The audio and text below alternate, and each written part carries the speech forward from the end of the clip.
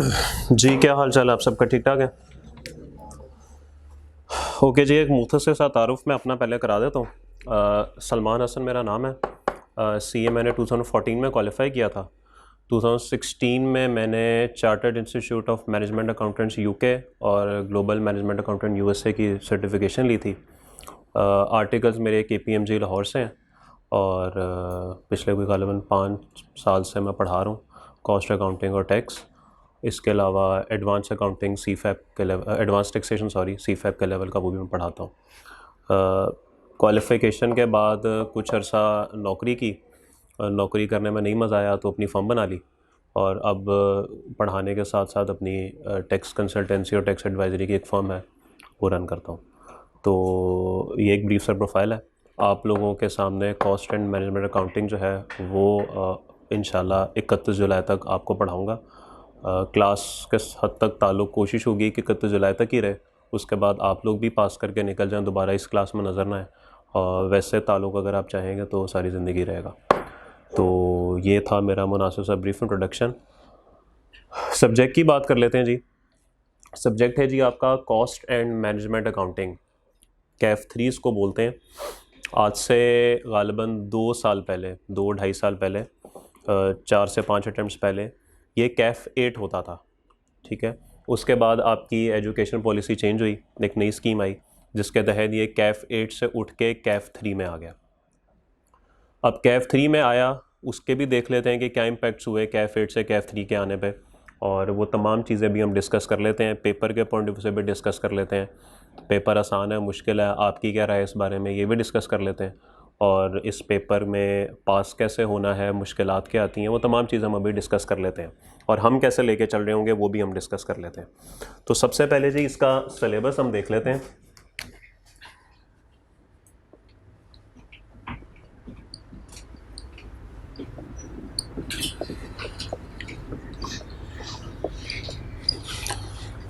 इसके सिलेबस को 3 हिस्सों में डिवाइड किया गया है। सबसे पहला है जी कॉस्ट एसोसिएटेड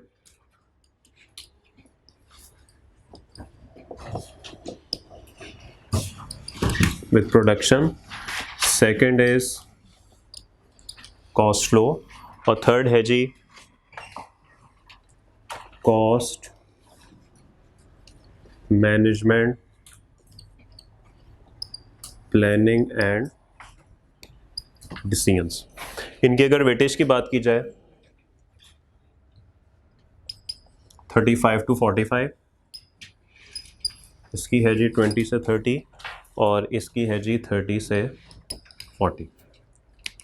आपकी जो बुक ICAP की है और जो बुक आपकी इंशाल्लाह अनकरीब आ जाएगी प्रिंट होके, अभी वैसे गई नहीं है लेकिन उम्मीद है 1-1.5 हफ्ते में वो आ जाएगी, उसके अंदर भी 16 चैप्टर्स हैं जो कि इन 3 एरियाज़ को कवर करते हैं। Cost associated with production, cost low, cost management planning and decisions. जो आपका सब्जेक्ट है कॉस्ट एंड मैनेजमेंट अकाउंटिंग, ये असल में 2 चीज़ों की ना कम्बिनेशन है, cost accounting and management accounting. इसके अंदर हम कॉस्ट अकाउंटिंग भी पढ़ रहे होंगे और इसके अंदर हम मैनेजमेंट अकाउंटिंग भी पढ़ रहे होंगे। जो कॉस्ट अकाउंटिंग है इसका मतलब होता है किसी भी चीज़ की कॉस्ट निकालना, कॉस्ट कैलकुलेट करना।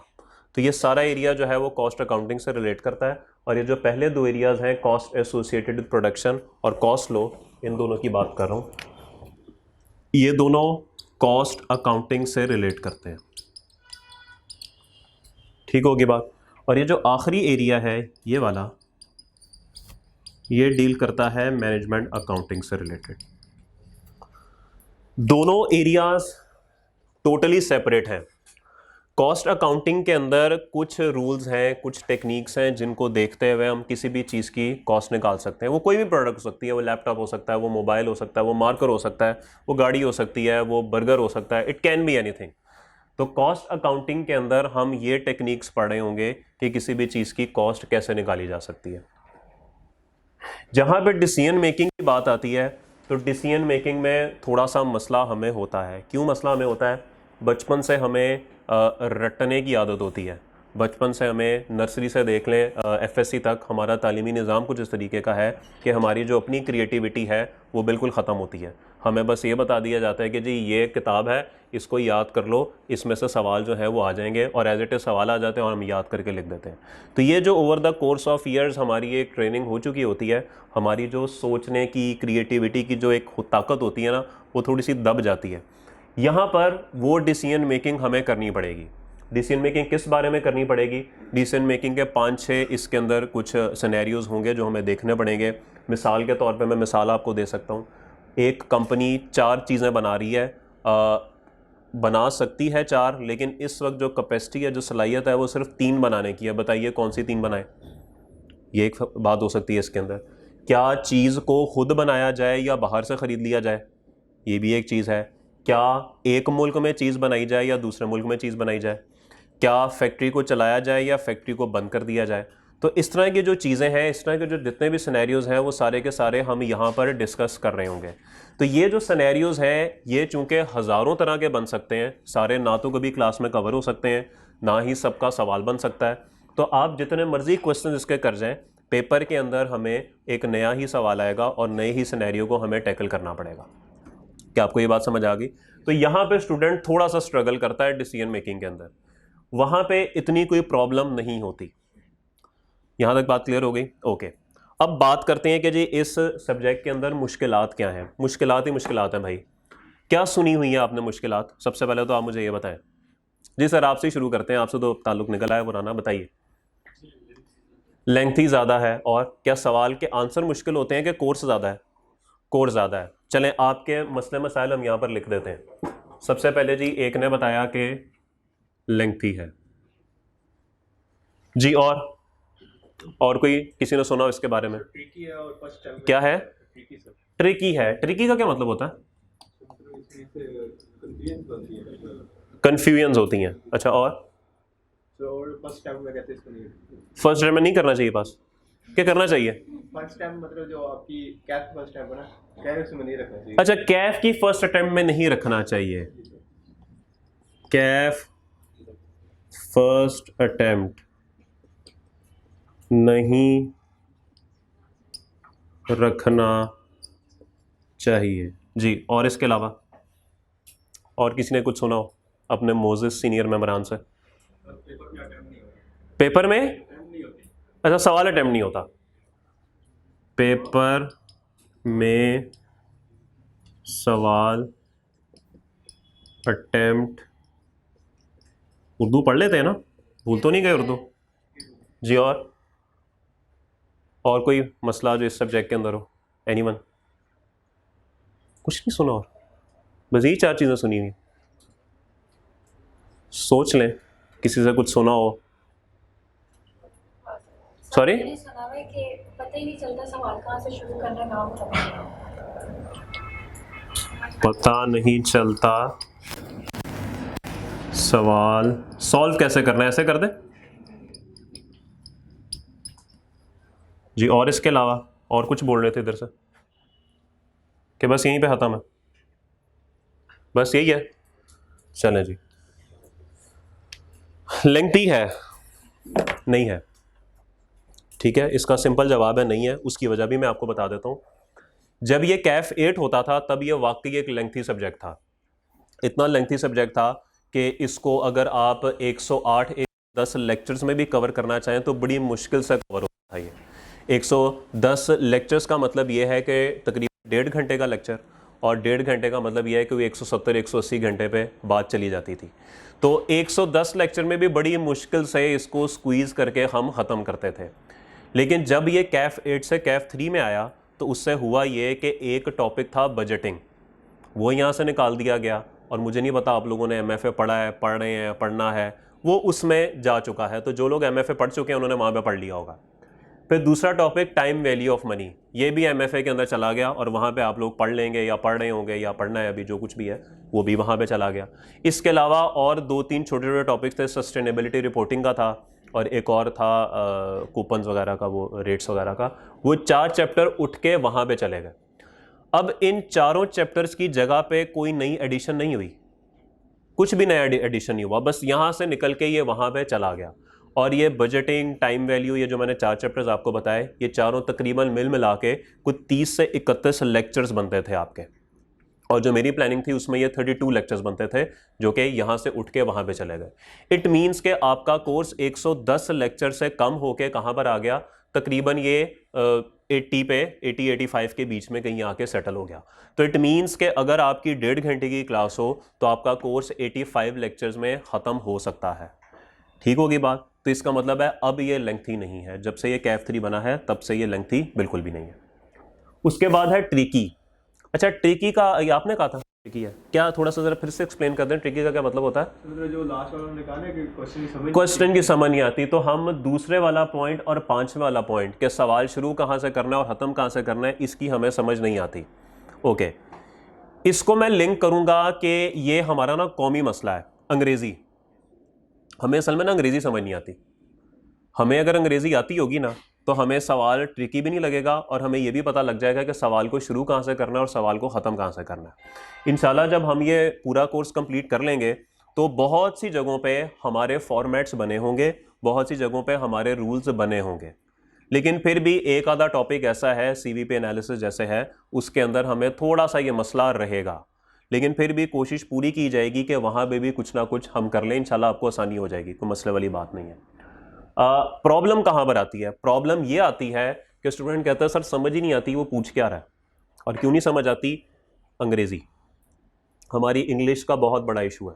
अगर हमारी अंग्रेज़ी सही होगी या अगर हम अंग्रेज़ी थोड़ा सा फोकस कर लेंगे तो इस पेपर में मसला नहीं है। और मैं ये बात आपको गारंटी से कह सकता हूँ कि एक सवाल में आपको होमवर्क दिया करूँगा और आपसे वो नहीं होगा, और अगले दिन आके क्लास में मैं सिर्फ उसका आपके सामने तर्जमा करूंगा, कुछ नहीं करूंगा। मैंने आपको नहीं बताना कि ये ऐसे करना था, ये मैंने सिर्फ उसका उर्दू में तर्जमा कर देना है और आप वो सवाल क्लास में बैठ के 2 मिनट में कर लेंगे। ये आप भी यही हैं 31 तक, मैं भी यही हूँ, आप खुद देखेंगे, क्योंकि ये हर सेशन में ऐसे ही होता है। तो इट मीन्स के problem cost and management accounting नहीं है, प्रॉब्लम क्या है? अंग्रेजी है। तो ये इंग्लिश अब इम्प्रूव कैसे करनी है, अब ये तो आप ही बेहतर देख सकते हैं, मेरे से बेहतर अंग्रेज़ी होगी आपकी, लेकिन बहरहाल ये अंग्रेज़ी इम्प्रूव करना आपको अब आ जाना चाहिए, क्योंकि आगे आपने आर्टिकल्स में भी जाना है, आर्टिकल्स के बाद आपने माशाल्लाह CFO भी लगना है किसी कंपनी का, और फिर आपके ज़रिए बात है इंटरनेशनल टूर्स भी हो सकता हो, अमरीकियों के सामने हो सकता है आपको प्रेजेंटेशन देनी पड़े, तो उन लोगों को उर्दू नहीं आती, उनको अंग्रेज़ी आती है। और इतने बड़े CFO हो के, नेस्ले या कोका कोला के CFO हो के अगर आप उर्दू में प्रेजेंटेशन देंगे तो वो कोई आपकी पर्सनैलिटी को सूट नहीं करेगा। ठीक है, तो इसलिए अंग्रेज़ी आपको थोड़ी सी आनी चाहिए। तीसरा क्या लिखा हुआ है जी? कैफ फर्स्ट अटेम्प्ट नहीं रखना चाहिए। आप में से कितने लोगों की ये, मेरे ख्याल में आप सबकी फर्स्ट अटेम्प्ट है कैफ की, ऐसे ही है ना? आप में से कोई ऐसा है जिसकी ये सेकंड अटेम्प्ट हो कैफ की? कोई भी नहीं होगा, कोई एक आधा होगा। चलें, उसकी वजह यह है कि जो ये जिस टाइम पे ये क्लास है ना, इस टाइम पे सिर्फ कैफ 1 वाली, वो पहली अटेम्प्ट वाली आ सकते हैं, दूसरी वाले आ ही नहीं सकते। जिन्होंने R2 या ऑडिट के साथ पढ़नी है ना, वो जो दूसरी अटेम्प्ट वाले होते हैं, वो आप में से कोई है ही नहीं। क्यों रखी है फिर आपने? ये पॉइंट किसका था वैसे? आपका ही था सर, आपने क्यों रखी? मैं तो करना चाहता हूँ। अच्छा, आप इनको गलत साबित करना चाहते हैं। ये बातें आपको किसने बताई हैं वैसे? सुनी है।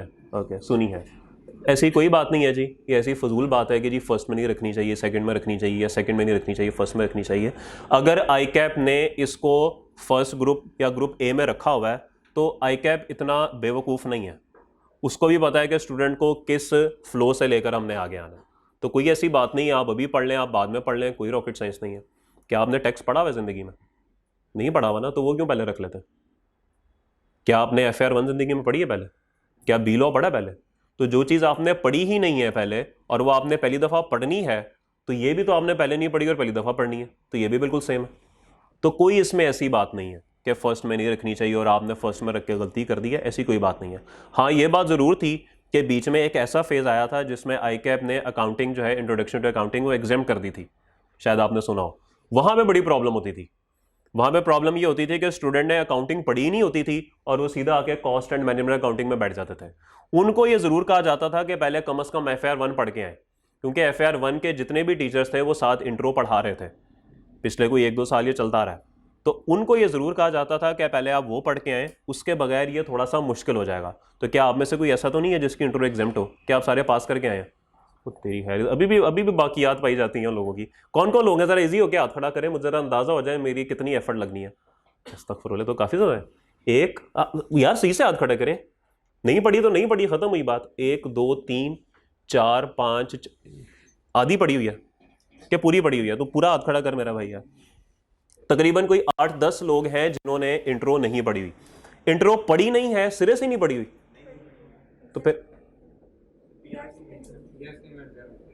अच्छा, तो अच्छा पीआरसी वाली में एग्जाम थी। अच्छा, वो आप लोगों ने आईकॉम में पढ़ी होगी।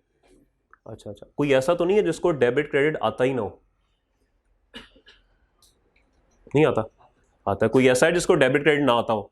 वो वाले एग्जाम वाले लोग तो नहीं है, क्योंकि वो एग्जाम वाले वो लोग थे जिनको डेबिट क्रेडिट नहीं आता था। आप लोगों को आता है, चलें ठीक है, कुछ जान छूट गई। और इसके अलावा पेपर में सवाल अटेम्प्ट नहीं होता, ये भी वही बात है, अंग्रेजी का मसला। तो इन शॉर्ट जो मैंने आपको इस पेपर की मुश्किलात में से एक बात बतानी थी, मुश्किल बतानी थी, वो यही है कि इस पेपर के अंदर जो सबसे बड़ा इशू होता है वो यही होता है कि हमें इंग्लिश की समझ नहीं आती। तो अगर आप लोगों की इंग्लिश कुछ बेहतर है, कुछ मुनासिब है, तो आप लोग जो है वो आराम से ये पेपर कर सकते हैं। ठीक होगी बात? कुछ इसके अलावा और बात भी मैं आपके साथ कर लूँ। पेपर फेल होने की वजह, सबसे पहली वजह यह होती है कि हम अपने सीनियर से सुन के आते हैं कि पेपर बड़ा मुश्किल है, पेपर ऐसा है तो पेपर वैसा है, तो समझ नहीं आती। जो आप लोग सुन के आए हैं, इन सुनी सुनाई बातों को ना इग्नोर किया करें। इग्नोर करना आता है आप लोगों को कि नहीं, कि बस होना आता है? इग्नोर करना भी सीखें, ठीक है? होना ना सीखें, हमेशा इग्नोर करना भी सीखें।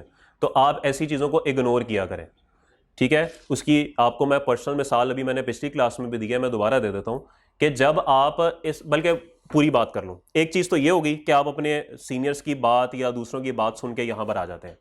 दूसरी बात ये होती है कि आप अक्सर औक़ात टीचर को भी इवेल्युएट कर बैठते हैं। टीचर सेलेक्ट करना एक स्टूडेंट का 100% राइट है। उसको ये बात 100% तहकीक करनी चाहिए। उसको एक एक टीचर के बारे में ज़रूर पूछना चाहिए कि टीचर कैसा है, कैसा पढ़ाता है, पूछना चाहिए, इंक्वायरी करनी चाहिए, रिसर्च करनी चाहिए, एंड तक जाए। लेकिन जब वो किसी एक टीचर को डिसाइड कर लेना कि बस अब इनसे पढ़ना है, तो फिर आंखें बंद करके लिटरली अंधों की तरह उस पर एतमाद कर लें कि बस ठीक है यही टीचर है। अगर आप ये चीज़ ज़हन में बिठा के क्लास में बैठेंगे ना कि ये बंदा नहीं पढ़ा सकता, ये इसने ये तो पढ़ा ही नहीं सकता, फारग है, तो फिर बात ना ज़रा ख़राब हो जाएगी। और इसका तजर्बा मैंने खुद भी दिया था कि मैं भी जब स्टूडेंट होता था एक दफ़ा, तो मैं भी ऐसे ही एक टीचर की क्लास में यही सोच के बैठ गया था कि इनको तो पढ़ाने नहीं आता, ये तो फजूल बातें करते हैं। और मैं क्या, पूरी क्लास ही ऐसे थी। सिर्फ मेरा एक दोस्त वाहिद ऐसा था जो कहता था कि नहीं यार, कोशिश करो समझ आ जाएगी, कोशिश करो समझ आ जाएगी। यकीन करें, अल्लाह जानता है, 60 की क्लास थी, 59 स्टूडेंट्स फेल हो गए थे। और वो 59 स्टूडेंट वही फेल हो गए थे जो कहते थे यार फारग है। और वो जो एक कहता था ना नहीं कोशिश करो समझ आ जाएगी, वही पास हो गया। और जब मैंने किसी दूसरे टीचर से वो क्लास पढ़ी तो मुझे पता लगा यार वो भी तो यही इस तरह की बातें करते थे, लेकिन बस एक जहन का एटीट्यूड था कि जी ये पढ़ा सकते हैं, बस मैं पढ़ूंगा यहाँ बैठ के। तो इसका मतलब ये है कि जो एटीट्यूड होता है ना, ये बहुत ज़्यादा इंपॉर्टेंट है, ठीक है? ज़रूर पूछा करें। अब होता क्या है जी, सोशल मीडिया पे आप लोग एक दूसरे से पूछ रहे होते हैं कि जी एनी रिव्यूज़ अबाउट फलाना, एनी रिव्यूज़ अबाउट फलाना, एनी रिव्यूज़, लाइनें लगी होती हैं सवालों की, और कभी उसके नीचे कमेंट खोल के देख लो, वो बच्चा जो आज तक क्लास में घुसा नहीं है वो बता रहा होता है, ऐसे ऐसे बड़े बड़े टीचर्स के बारे में बता रहा होता है, उन्हें नहीं फारग है। और कभी उससे इंक्वायर करके पूछो ना, मैं तो 60 दिन क्लास में नहीं गया था, मैंने तो 25 लेक्चर्स मिस किए मैं, और वो कहते हैं इनकी समझ नहीं आती। तो इसका मतलब है कि आप गलत लोगों के मशवरों पे चल रहे हैं। आपके लिए बड़ी आसान चीज़ है, यूट्यूब खोलें, टीचर का नाम लिखें और लेक्चर देख लें, आपको खुद ही पता लग जाएगा कि आपको समझ आ रही है कि नहीं। और मेरे ख्याल में अब तो हर बैच के शुरू के 5-7 लेक्चर पढ़े ही होते हैं, वहाँ पे देखें, आपको खुद ही पता लग जाएगा कैसा पढ़ाते हैं। आपको समझ आती है ठीक है, नहीं समझ आती छोड़ें, आगे चले। तो इसका मतलब है सुनी सुनाई बातों पे यकीन ना किया करें। यहाँ तक बात क्लियर होगी? ओके, ये वजह होती है। फिर दूसरी वजह क्या होती है?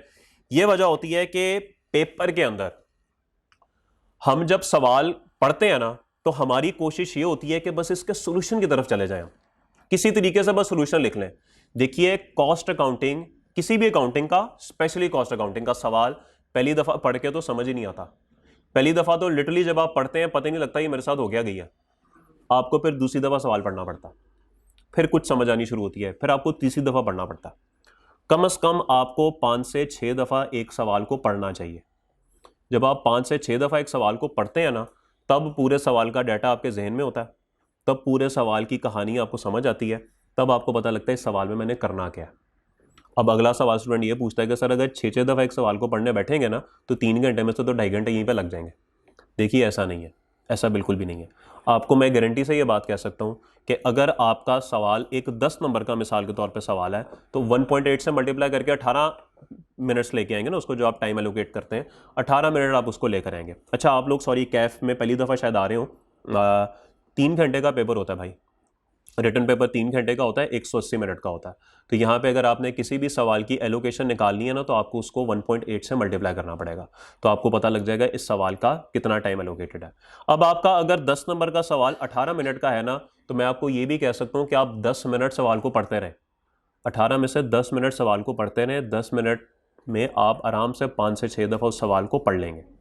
लेकिन 5 से 6 दफ़ा उस सवाल को पढ़ने में ना आपके दिमाग में पूरी प्लानिंग बन जाएगी इस सवाल को मैंने करना कैसे है, और फिर उस प्लानिंग को पेपर पे उतारने पे आपको यकीन करें 5 मिनट से ज़्यादा नहीं लगेंगे, क्योंकि कॉस्ट अकाउंटिंग का जो सवाल है ना उसका सोल्यूशन कोई इतना ज़्यादा लंबा नहीं होता, वो आधे सफ़े पे पूरा हो जाता है। ये कोई FAR 1 नहीं है, ये कोई FAR 2 भी नहीं है जहाँ पे आपके 6-6 सफ़ों पे वो फाइनल अकाउंट्स और पता नहीं क्या क्या चीज़ें जा रही हैं, ऐसा नहीं है। यहाँ पे सोल्यूशन बहुत मुख्तसर से होते हैं, आधे आधे सफ़े के होंगे, बहुत हुआ तो एक सफ़े पे चला जाएगा, इससे ऊपर नहीं जाएगा।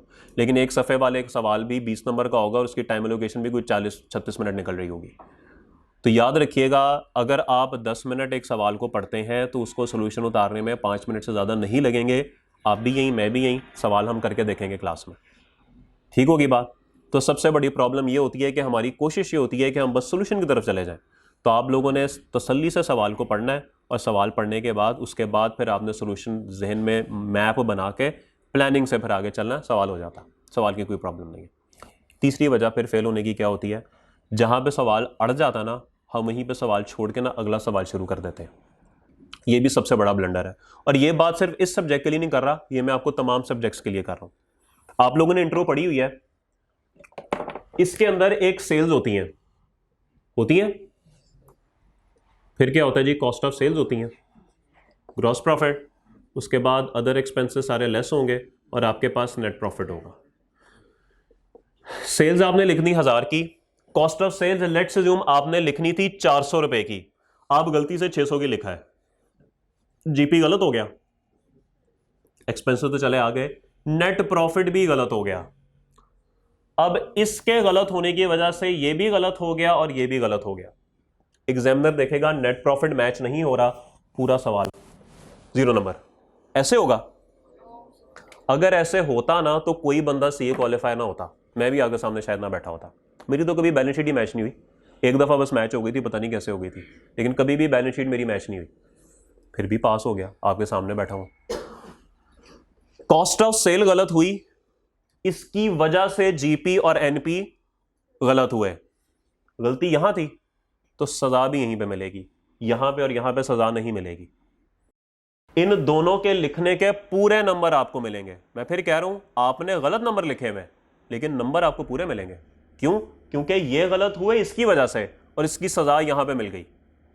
अब अगर आपको दुनिया में जूते पड़ गए गुनाह करने पे तो आखिर में दोबारा तो नहीं ना पड़ेंगे, क्या ख्याल है? सजा एक जगह मिलेगी। अब आप जाके कहेंगे फरिश्तों को दुनिया में भी जलील किया, इधर भी जलील कर रहे हो, ऐसे तो नहीं होता, ऐसा नहीं होता, ऐसे कहीं पे भी नहीं होता। सजा 2 दफा नहीं मिलती, सजा सिर्फ एक जगह पे मिलती है। तो वो जो सजा आपको यहां पर मिल गई, आपने वो सजा, ठीक है गलती होगी लेकिन सजा यहां नहीं मिलेगी। अब हम क्या करेंगे, यही गलत हो गया ना, वो यार सवाल ही गलत हो गया, छोड़ दो, आगे जाना ही नहीं है। ये जो सारे नंबर आप ले सकते थे, ये सारे नंबर आपने लूज कर दिए सिर्फ इस वजह से कि यहां पे गलती हो गई। भाई ठीक है, हो गई, खत्म की बात, आगे चले। बल्कि मैं तो स्टूडेंट्स को ये भी कहता हूं कि अगर आपको पता नहीं लग रहा ना कॉस्ट ऑफ सेल कैसे लिखनी है, मोबाइल के आखिरी 3 डिजिट लिखें अपने नंबर के और आगे चलें। काट लेगा ना नंबर काट लेगा ना, 667 है, लिखें 667, आगे चलें 0 नंबर, ये तो पूरे मिलेंगे ना। चला था, सही निकाला आपने, इन सब के नंबर ये तो मिलेंगे आपको। तो ये एक दूसरी बड़ी वजह होती है जिसकी वजह से हमारा ये पेपर रह जाता है, और ये तमाम मैथमेटिकल पेपर्स पे बात अप्लाई होती है। तो कभी भी याद रखिएगा सवाल को छोड़ना नहीं है, एक एक, इवन अगर पूरे सवाल में आपको सिर्फ एक वर्किंग भी आती है ना, वो भी कर रहे हैं, उसके भी तो 2 नंबर होंगे जाएंगे, छोड़ के कुछ नहीं आना, ये बात आप ज़हन में रखें, ठीक होगी बात। नेक्स्ट चीज इसके अंदर कॉस्ट में मसला होता है टाइम मैनेजमेंट का, ठीक है। कॉस्ट के अंदर ये प्रॉब्लम भी होती है कि 3 घंटे के अंदर हमारा सवाल नहीं हो पाता। इसकी प्रैक्टिस आप ही कर सकते हैं ये, और मैं आपको समझा सकता हूं कि ये आपने ऐसे करना है। देखिए पहली दफ़ा आप सवाल करेंगे, जाहिर बात है समझने में थोड़ा टाइम लगता है, पहली दफ़ा आप ये सब्जेक्ट पढ़ रहे हैं, लेकिन जब सेशन आधा हो चुका होगा ना, तब आपकी ना ये प्रैक्टिस बन जानी चाहिए कि आपने घर में बैठ के सवाल को जो है ना वो घड़ी रख के तो सॉल्व करना है। एक बात। दूसरी बात ये होती है कि पेपर टेक्निक एक होती है, क्योंकि पेपर जो है ना अगर 100 नंबर का है ना और उसमें डिफरेंट क्वेश्चंस हो रहे हैं, तो वो डिफरेंट क्वेश्चन ना डिफरेंट डिफरेंट मार्क्स के होते हैं और वो अपनी डिफरेंट डिफिकल्टी लेवल लेकर आए होते हैं। सबसे पहले जो है ना वो बिल्कुल भी आसान पेपर नहीं उठाते, सवाल नहीं उठाते, और सबसे शुरू में बिल्कुल ही मुश्किल सवाल भी नहीं उठाते। ठीक है, आपने एक बिल्कुल मीडियोकर सा सवाल उठाना होता है जो कि अपने टाइम पे पूरा होने वाला होता है, क्योंकि कुछ सवाल ऐसे होते हैं जो कि टाइम सेवर्स होते हैं, वो वक्त अपने एलोकेटेड वक्त से पहले खत्म होने वाले होते हैं। कुछ होते हैं जो कि अपने वक्त से ज्यादा टाइम में खत्म होने वाले होते हैं, आपने सबको मैनेज करना होता है। अगर आप शुरू में ही मुश्किल लंबे वाला सवाल उठा लेंगे ना, वो जाएगा घंटे के ऊपर, और आप कहेंगे ओहो ये तो अभी 2 घंटे रह गए, मेरा तो ये भी रह गया वो भी रह गया, वहां पे आप पैनिक करेंगे, और जब आप पैनिक हुए सीन फारग, पूरा पेपर फारग। तो पैनिक नहीं करना हमने। इसका एक तरीका होता है, वो इंशाल्लाह मैं फिर आपको एंड पे बताऊंगा जब सेशन एंड होगा, कि पेपर में किस ऑर्डर में आपने सवाल सॉल्व करना है, क्योंकि पूरा कोर्स आपके सामने होगा, तब ये बात जरा बेहतर जो है वो समझ आ सकेगी। ठीक होगी बात। फिर और रीजन क्या होती है फेल होने की, वो होती है लैक ऑफ कॉन्फिडेंस। आपके अंदर कॉन्फिडेंस नहीं होता, पढ़ के सारा कुछ गए होते हैं, और ये सवाल बहरहाल एंड तक होता रहता है कि सर जी पता नहीं क्यों तसल्ली नहीं हो रही, सारा कुछ कर लिया है सवाल नहीं हो रहा।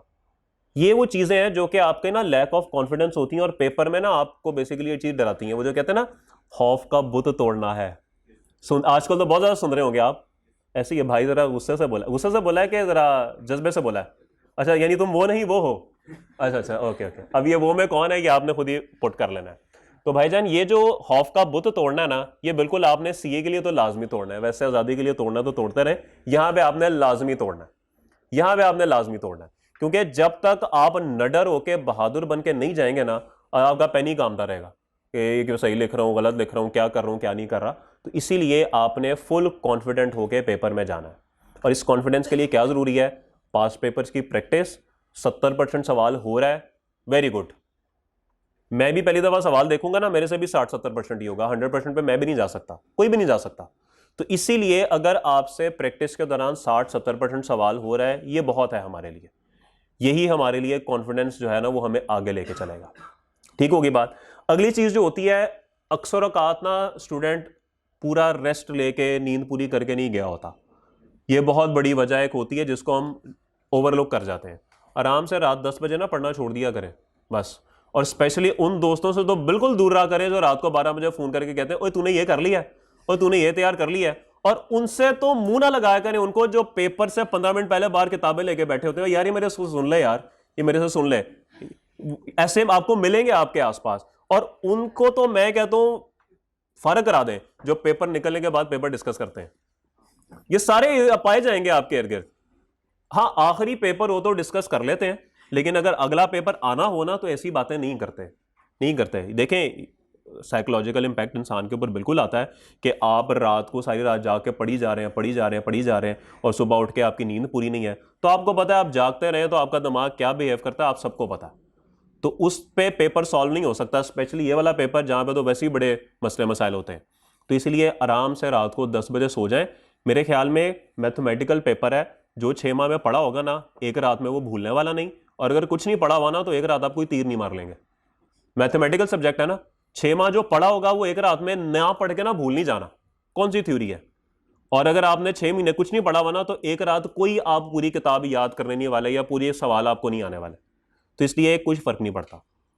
पेपर से पहले ये जो होते हैं ना कि यार ये मेरे से सुन ले, ये सिर्फ आपके कॉन्फिडेंस को जो है ना वो पेपर से पहले सोचा भी ना करें, यकीन करें, सोचा भी ना करें कौन सा टॉपिक क्या था, कौन सा फॉर्मूला क्या था, कुछ करने की जरूरत नहीं है। ऐसे ही सोचेंगे, फॉर्मूला जहन में नहीं आएगा, पैनिक कर जाएंगे। पैनिक नहीं होना, बस अपने ऊपर कॉन्फिडेंस रखना है कि नहीं पेपर में जाऊंगा, सवाल सामने आएगा, सवाल मुझे आता, कोई प्रॉब्लम वाली बात नहीं। वो अक्सर लोग होते हैं वो दोस्त यार किताबें तो उनसे साइड पर आकर, मैं तो गाड़ी पे अपनी जाता था ना, मैं गाड़ी के दरवाजा लॉक करके अंदर बैठा रहता था। एक बल्कि आपको वाकया सुना देता हूँ, मॉड्यूल ई की बात है, advance accounting and financial reporting, जो सीफैप का पेपर है, उसमें एक अकाउंटिंग का पेपर था। तो मेरा एक दोस्त है बड़ा अच्छा, उसको ही आदत थी यार मेरे से सुन ले, गाड़ी का दरवाजा लॉक करके ना मेरे सुन ले, मैं नहीं सुनना, मैं नहीं बाहर आ रहा। खैर वो खड़ा रहा, कहता आज तो मैं तुझे सुना के जाऊंगा अंदर। खैर मैं बिल्कुल 9:15 9 बजे पेपर शुरू होना था, 8:45 बजे सॉरी, निकला बाहर गाड़ी। अब वो मेरे पीछे पीछे बोली जा रहा है ये सुन ले मेरे से, और बोली जा रहा है, और मैं अपने बस इग्नोर करके मैं जा रहा हूँ। उसको पता था ये तंग होता है तो तंग कर रहा था। खैर चलते चलते हम पहुँच गए अंदर, सेंटर के अंदर। तो उसने ना आखिर में जाते हुए ना मुझे मेरे से सवाल पूछा, यार तूने स्पेशलाइज्ड अकाउंट्स कर लिए? वो स्पेशलाइज्ड अकाउंट्स थे, वो बैंक्स के और इंश्योरेंस कंपनीज के अकाउंट्स होते थे, वो बनाने होते थे। मैंने उसको ऐसे देखा, मैं कहा नहीं किए। अच्छा, वो सुन के ना मेरे दिल की धड़कन तेज हो गई। मैं कहा यार ये तो मैंने किया नहीं। अच्छा चल फिर मैं तुझे सुनाता हूँ, मेरे से सुन ले। तो सुनाना शुरू हो गया। मैं कहा मुझे आती ही नहीं है तो मैं तेरे से क्या सुनूं। उसने खैर कहा अच्छा चल इंश्योरेंस वाले सुन ले मेरे से। यार वो सीट तक पहुंचते पहुंचते उसने मुझे सुना दिया और हम दोनों बैठ गए। पेपर में वही इंश्योरेंस वाला आ गया। अच्छा यकीन करें, अल्लाह जानता है कि वो जो उसने मुझे सुनाया था ना, वो मुझे मेरे ज़हन में पड़ गया, मुझे याद हो गया, तो मैंने वही लिख दिया पूरा, और मेरा बिल्कुल ठीक बना। बल्कि उसकी अपनी गलती हो गई एक, वो मेरा बिल्कुल ठीक हो गया। मैंने कहा यार तूने ऐसे कहा था तो मैंने ऐसे ही बना दिया। कहता है ऐसे ही बनना था, और वो वाकई ऐसे बनना था। तो चलें ठीक है, कभी कभी फायदा हो जाता है। लेकिन फिर भी जो टेंशन उस वक्त मुझे हुई थी ना, जो मेरे दिल की धड़कन तेज हुई थी, यार ये क्या हो गया, और मैं पैनिक कर गया, उस चीज़ से हमने बचना। ये तो चले एक दफ़ा हो गया, लेकिन हमेशा ऐसे नहीं होता। तो इसीलिए ना इस तरह की चीज़ों से ज़रा दूर रहा करें, क्योंकि पेपर में हमने जो है ना फुल कॉन्फिडेंट होके, फुल कॉन्फिडेंस के साथ हमने जाना होता है। क्योंकि कॉन्फिडेंस ना हो, आपकी रेस्ट पूरा ना हो, ये तमाम चीज़ें बहुत बड़ा फैक्टर क्रिएट करती हैं आपके पास होने में या पास ना होने में। बहुत से स्टूडेंट कहते हैं जी हम पढ़ के गए थे फिर भी हम पास नहीं हुए। तो ये कुछ ये वजूहात भी होती हैं जो कि सामने आती हैं, लेकिन वो उनको एहसास नहीं होता इस चीज़ का। क्लियर होगी बात? अब मुझे ये बताइए, आप में से किसी ने कॉस्ट अकाउंटिंग पहले पढ़ी हुई है कि नहीं? किसी ने पहले पढ़ी हो? सब फर्स्ट टाइम पढ़े? चलिए तो बहुत अच्छी बात है। पहली दफ़ा पढ़े हैं तो जो भी फॉर्मेट्स होंगे वो आपके लिए फर्स्ट टाइम होंगे। किसी का यहाँ तक कोई सवाल? Any question?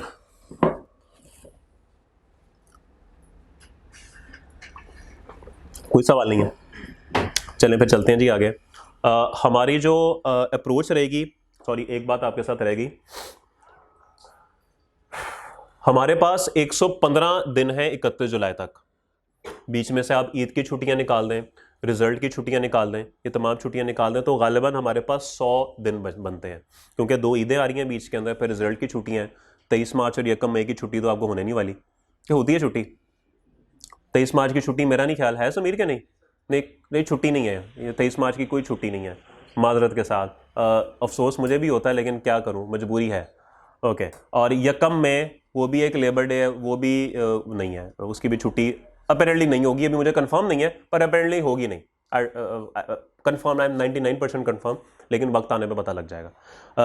रिजल्ट्स की छुट्टियां और ईद की छुट्टियां, बस ये कुछ छुट्टियां होंगी, मिल मिला के 15 छुट्टियां। कुछ चले मैं भी डंडी मार दूंगा बीच में एक आधे दिन, तो मिल मिला के 15 दिन की छुट्टियां होंगी ऐसी जो कि होंगी। तो 100 दिन हमारे पास इफेक्टिवली बचेंगे।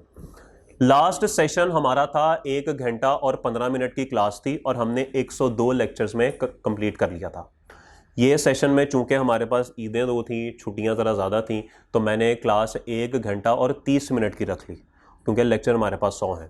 तो बड़े आसानी से इंशाल्लाह हम वक्त पे कंप्लीट कर लेंगे, और एक्स्ट्रा क्लास ना तो हमने पिछले सेशन में ली थी और ना हमें कोई इस सेशन में ज़रूरत पड़ेगी। इंशाल्लाह बहुत खुशूबी के साथ हम अपना ये कोर्स सारे का सारा 31 जुलाई तक कंप्लीट कर लेंगे अलॉन्ग विद रिवीजन। क्योंकि मेरा तरीक़ेकार ये है कि जब सेशन हमारा कंप्लीट होता है, जब हमारा कोर्स कंप्लीट हो जाता है, तो लास्ट 3 पास्ट पेपर्स, पूरे पेपर हम क्लास में सॉल्व करवाते हैं। वो एक पेपर 2 दिन ले जाता है, 2-3 दिन ले जाता है, तो वो आखिरी 8-9 दिन हमारे उन 3 पेपर्स की तरफ चलते हैं।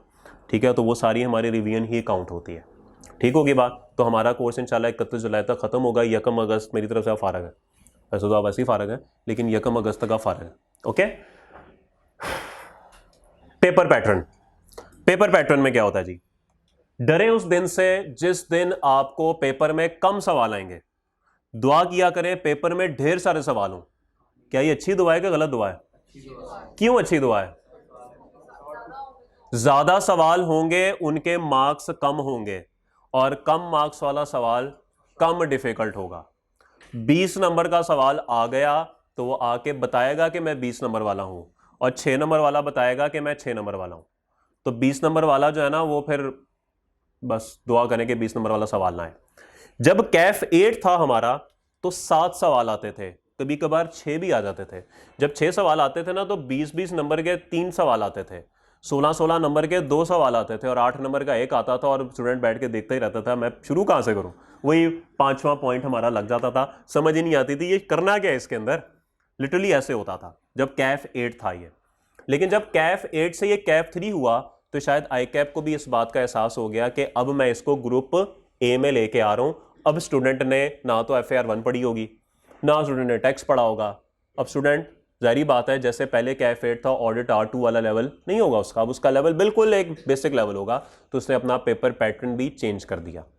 ऑल्दो हम ऑलमोस्ट कंक्लूड कर चुके हैं कि अब उसका पेपर पैटर्न ये रहेगा, फिर भी हमें 2-3 अटेम्प्ट्स चाहिए एक कंक्लूसिव एविडेंस निकालने के लिए। अब वो 9 सवाल देता है, 9 सवाल देता है।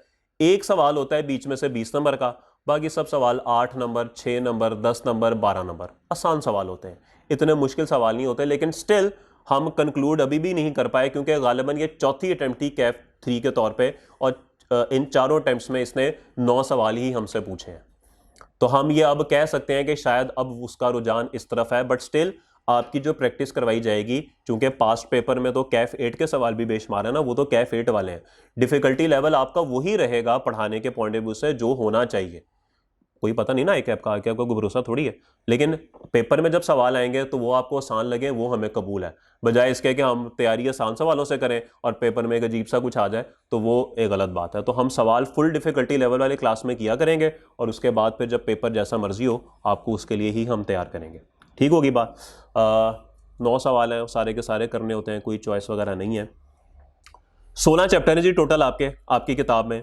बीच में से कुछ चैप्टर्स ऐसे हैं जो हम इकट्ठे लेके चलेंगे, जैसे स्टैंडर्ड कॉस्टिंग वेरिएंस एनालिसिस है, ये एक ही चैप्टर है कि आपने इसको 2 में स्प्लिट किया हुआ है। फिर है जी प्रोसेस कॉस्टिंग के साथ joint and by product costing, ये भी इकट्ठा चैप्टर है। ICAP ने 2 हिस्सों में इसको डिवाइड किया हुआ है। तो इस तरह की कुछ चीज़ें हैं जो कि ICAP ने 2 हिस्सों में डिवाइड की हुई हैं, लेकिन वो हम पढ़ेंगे इकट्ठा ही। तो टोटल 12 स्प्लिट करके भी देखें तो 16 चैप्टर्स हमारे बनते हैं, 16 चैप्टर बनते हैं। जब हमारे कोर्स में बजटिंग था और टाइम वैल्यू था तो इन दोनों टॉपिक्स में से एक एक सवाल लाजमी आता था। लेकिन जैसे ही ये टॉपिक्स यहाँ से निकल गए, इसका मतलब था कि जो फजूल के टॉपिक थे ना, छोटे मोटे, जिनको कोई मुंह नहीं लगाता था, अब ICAP वहाँ से भी सवाल पूछता है। तो इट मीन्स कि अब जो फजूल किस्म के टॉपिक्स हैं वो भी बहुत इंपॉर्टेंट हैं। और अगर 9 सवाल हैं और मैंने आपको यहाँ तक ये भी बता दिया कि 16 चैप्टर के अंदर आप 6 चैप्टर ऐसे निकाल दें जो कि उसने स्प्लिट किए हैं, यानी उन तीनों को इकट्ठा कर दें तो इफेक्टिवली 13 चैप्टर बनते हैं आपकी किताब के 13 चैप्टर बनते हैं। तो 13 चैप्टर में से उसने आपसे 9 सवाल पूछने हैं और 2-3 चैप्टर तो ऐसे हैं जो कि हरे के साथ सेट हो जाते हैं। जैसे सब्जी होती है ना, आलू हरे के साथ सेट हो जाता है, वो चैप्टर ऐसे हैं कि वो किसी के साथ भी सेट हो जाते हैं। उसका सवाल किसी भी चैप्टर के साथ पूछा जा सकता है। तो इट मीन्स के इफेक्टिवली आपके जितने भी चैप्टर्स हैं वो सारे के सारे टेस्ट होते हैं पेपर के अंदर। कोई भी ऐसा चैप्टर नहीं है जो कि टेस्ट ना होता हो। ठीक होगी बात। तो इसका मतलब है जितने भी चैप्टर्स हैं वो सारे ही आपने करने हैं। अगर आप कोई अपनी ख्वाहिश के ऊपर एक चैप्टर छोड़ गए कि चलो कोई बात नहीं, चॉइस पे छोड़ दिया, तो ज़हन में रखिएगा आपने एक सवाल छोड़ दिया। अब आपकी किस्मत है वो सवाल 10 नंबर का आता है, वो 20 नंबर का आता है, वो 15 का आता है, वो 12 का आता है, वो 18 का आता है। तो जितने भी नंबर आए समझ जाए कि अब आपका रिजल्ट 100 में से नहीं है, आपका रिजल्ट 85 में से है, 80 में से है, 90 में से है। तो फिर आप देख लें कि आपने 100 में से 50 लेने हैं कि 90 में से 45 लेने हैं, 80 में से 40 लेने हैं। क्योंकि हम तो आधे पेपर की तैयारी करते हैं ना, तो ये जहन में रखिएगा। ठीक होगी बात। यहां तक किसी का कोई सवाल, एनी क्वेश्चन? कोई सवाल नहीं, शुरू करें फिर। ओके, पहला हफ्ता हम बेसिक्स पे लगाएंगे। पहले 7-8 लेक्चर्स हमारे बिल्कुल बेसिक्स पे लगेंगे। उसके लिए हमें किसी किताब की ज़रूरत नहीं है, बिल्कुल आपके साथ बेसिक्स वाली बात करनी है। और गालिबन आप लोगों ने PRC चूंकि पढ़ी हुई है और PRC के अंदर आपने अकाउंटिंग फॉर मैन्युफैक्चरिंग वाला चैप्टर भी पढ़ा हुआ है आप सबने। उसके अंदर वो वेरिएबल, ओवरहेड्स, डायरेक्ट, इनडायरेक्ट सारा कुछ पढ़ा हुआ है ना आप लोगों ने। ये कुछ चेहरे बदल से गए हैं, पढ़ के आए हैं कि नहीं पढ़ा तो बता दें। बस वही बातें हमने रिपीट करनी है। ज़रा इस दफ़ा डिटेल से पढ़ लेंगे, लेकिन वही बातें हमने रिपीट करनी है पहले 1 हफ्ते के अंदर, क्योंकि जब तक हम ये बातें नहीं पढ़ेंगे बात आगे नहीं बढ़ेगी। अच्छी बात है आप लोगों ने पहले पढ़ ली है, लेकिन हम यहाँ पे हम दोबारा पढ़ेंगे एक चीज़। उससे भी पहले एक और चीज़ आपके साथ डिस्कस करनी ज़रूरी है। मुझे आप ये बता दें कि आप लोगों ने इंट्रोडक्शन टू अकाउंटिंग पढ़ ली हुई है। अभी आप FAR 1 की क्लास अभी हो चुकी है कि होनी है? हो गई है। वो FAR 1 से क्या बनता है? Financial accounting and reporting, cost and management accounting, दोनों में अकाउंटिंग आ रहा है। दोनों में फर्क क्या है? वो कौन सी अकाउंटिंग है, ये कौन सी अकाउंटिंग है जी? ये कॉस्ट निकालने के बारे में, जो ये कॉस्ट निकालने के बारे में है। अच्छा, उसके बाद सर जो उसकी एंट्रीज वगैरह करते हैं ट्रांजैक्शंस को, वो एंट्रीज के लिए है, ये कॉस्ट निकालने के लिए है। तो वहां पे आप कॉस्ट ऑफ सेल नहीं निकालते? कॉस्ट से निकालते हैं। तो वो कौन सी कॉस्ट होती है?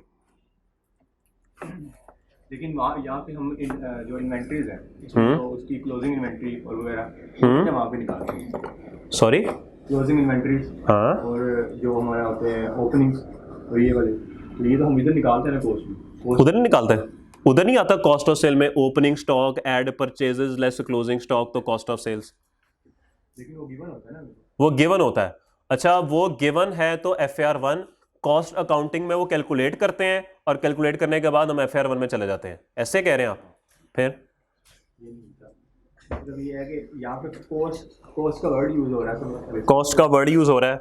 अच्छा, फिर नहीं, मैं एक्सपेक्ट भी नहीं कर रहा कि आपको पता होगा, मैं तो वैसे ही आपकी अभी नॉलेज पूछ रहा हूँ कि आप 2 सब्जेक्ट्स आपने रख लिए, क्या नॉलेज है आपको इनके बारे में? वो तो मैंने आपके सामने कोई 10-15 पॉइंट्स रखने हैं दोनों के डिफरेंस के, तब आपको पता लगेगा।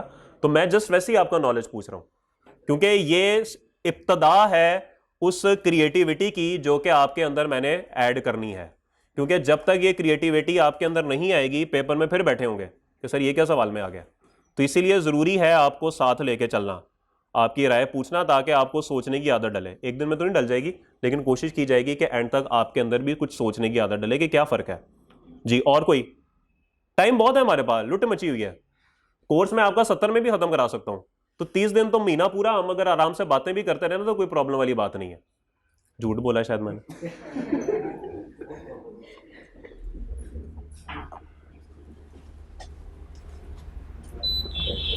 हाँ जी, जो FAR1 है ये पीरियड के एंड पे हम अच्छा FAR1 नहीं, सॉरी, फाइनेंशियल अकाउंटिंग, बस जी। अकाउंटिंग जो है पीरियड के एंड पे हम कंक्लूड करते हैं, और ये जो कॉस्ट एंड मैनेजमेंट अकाउंटिंग है ये पीरियड के स्टार्ट में हम। अच्छा, एंड पे क्या होता है, शुरू में क्या होता है? आपने बात बिल्कुल दुरुस्त की है, बात आपने गलत नहीं की, लेकिन मुझे बता दें कि पीरियड के शुरू में कौन सी अकाउंटिंग होती है जी, और बाद में कौन सी अकाउंटिंग होती है? कॉस्ट अकाउंटिंग जो शुरू में कोई एग्जांपल दे सकते हैं आप कि अभी नहीं? उसकी जो अकाउंटिंग होती है FAR1 में की जाती है, जो पहले प्लान किया जाए कि इतनी कॉस्ट लगेगी, इस तरह होगा आगे फ्यूचर में। जी बिल्कुल, आपने दुरुस्त बात की कि कॉस्ट अकाउंटिंग के अंदर हम प्लानिंग कर रहे होते हैं, क्योंकि आपको नज़र आ रही है प्लानिंग, देखें, प्लानिंग कर रहे होते हैं कि जी ये हिसाब होगा, और फाइनेंशियल अकाउंटिंग जो है वो आखिर में होती है जी। और इसके अलावा और इसके अलावा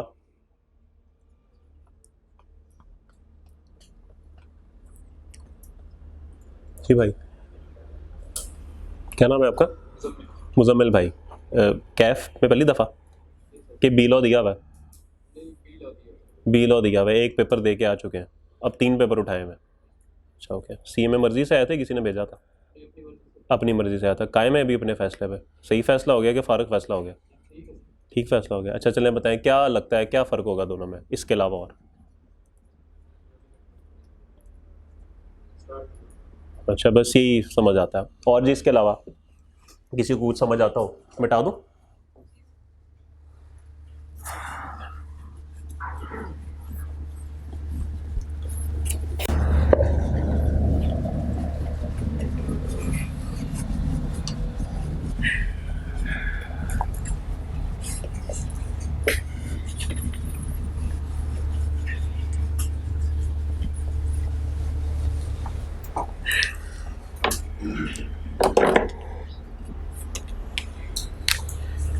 तीन कॉलम्स बना लीजिए अपने रजिस्टर्स के अंदर, है ना रजिस्टर्स के? नहीं,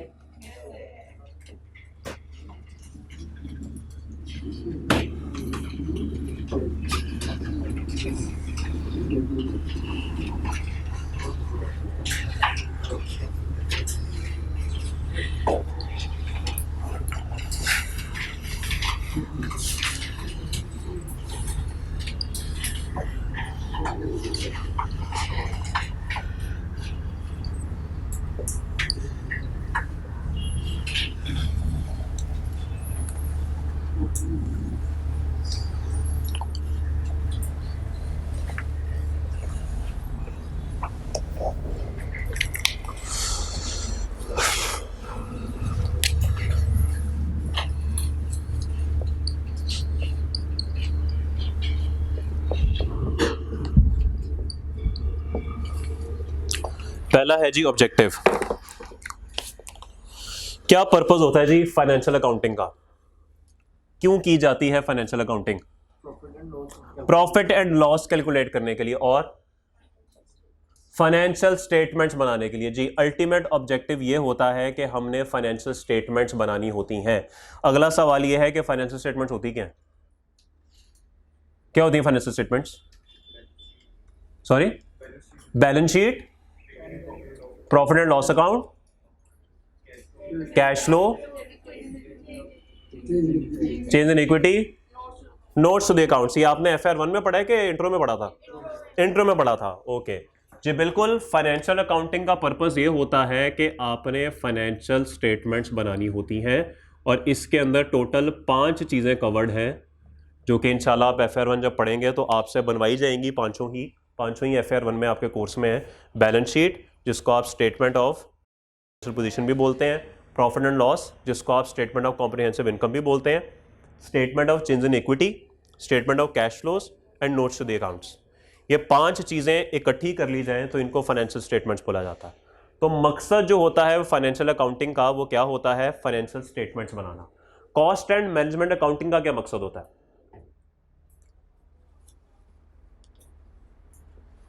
जी बताइए।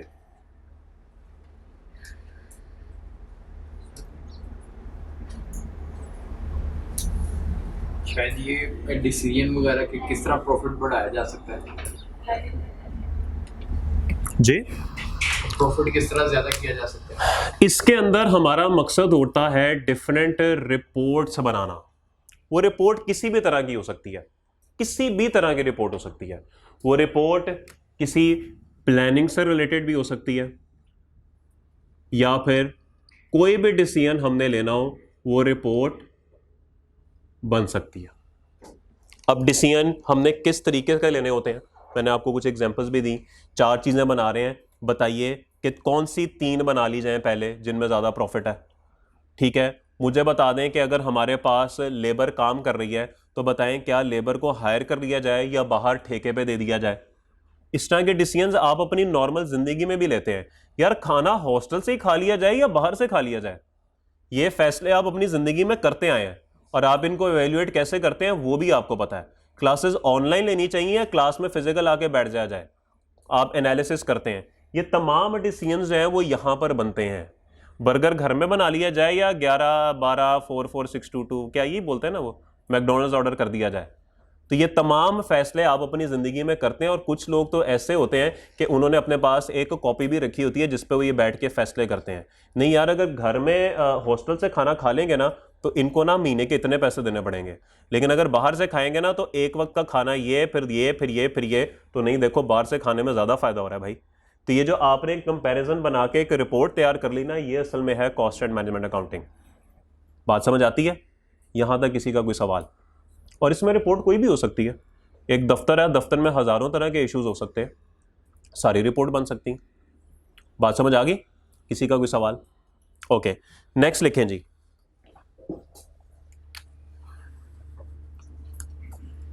यूजर्स। फाइनेंशियल अकाउंटिंग में यूजर्स कौन होते हैं जी? फाइनेंशियल स्टेटमेंट्स के कौन इस्तेमाल करते हैं? फाइनेंशियल स्टेटमेंट बना के क्या करना होता है इनका जी? Shareholders. मोस्टली यूजर्स जो होते हैं इसके वो एक्सटर्नल होते हैं, कंपनी के बाहर के लोग होते हैं मोस्टली लोग। शेयर होल्डर्स कंपनी के बाहर के लोग हैं ना, कंपनी में बैठ के काम तो नहीं कर रहे होते। क्या ख्याल है? गवर्नमेंट एजेंसीज, गवर्नमेंट अथॉरिटीज, ये तमाम लोग। इवन अगर आप किसी भी कंपनी की वेबसाइट खोलेंगे तो आपको वहां पे ये फाइनेंशियल स्टेटमेंट्स पड़ी हुई नजर आ भी जाएंगी। ठीक है, Nestle, Coca Cola, listed companies जितनी भी हैं वो नजर आ जाएंगी। तो इसका मतलब ये है कि फाइनेंशियल अकाउंटिंग के तहत जो फाइनेंशियल स्टेटमेंट्स बनती हैं इनके यूजर्स एक्सटर्नल होते हैं, लेकिन जो कॉस्ट एंड मैनेजमेंट अकाउंटिंग के तहत बनती हैं वो सब इंटरनल लोग होते हैं।